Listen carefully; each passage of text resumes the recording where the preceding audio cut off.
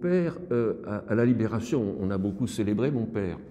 Et le gouvernement, en 44-45 par là, avait décidé, pour des raisons politiques, d'inaugurer en même temps 3 rues dans une ville, dans un quartier de Paris ou ailleurs. Il y en a eu 600 à peu près.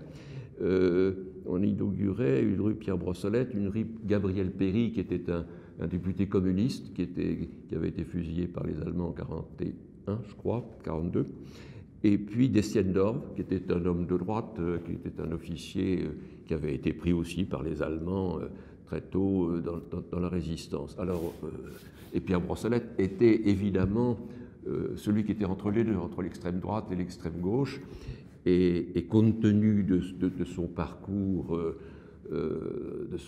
intellectuel, du fait qu'il avait 2 sœurs qui étaient ses aînées, qui étaient agrégées d'histoire et de géographie, que lui était aussi agrégé d'histoire et de géographie, que mon grand-père Léon Brossolette était un des pôles de l'instruction publique. Ça a eu une énorme agitation sur Pierre Brossolette. Et puis, ma mère s'en est occupée, je dirais, journellement, pendant très, très longtemps. On a fait des colloques, on a fait des articles, on a...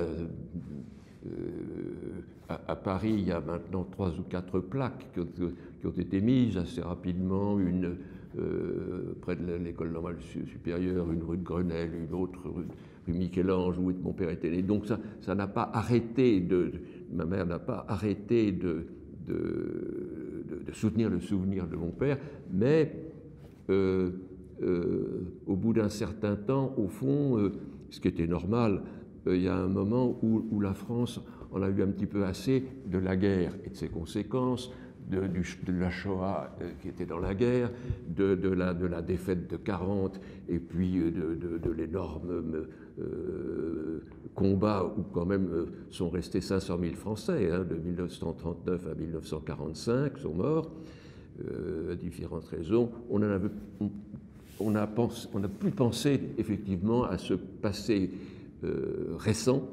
Et ce qui a été très, très typique aussi, les gens qui sont rentrés de Ravensbrück, comme Simone Veil, que je connais bien, qui n'est pas encore morte, n'ont pas voulu.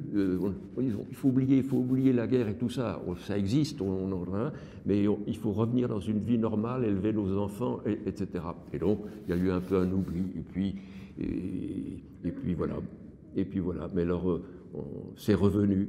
Tout d'un coup, il y a quelques années, un certain nombre d'historiens ont pensé à Pierre Brossolette, ont écrit des livres, on a dit, on redécouvre. Alors moi, je redécouvre rien du tout.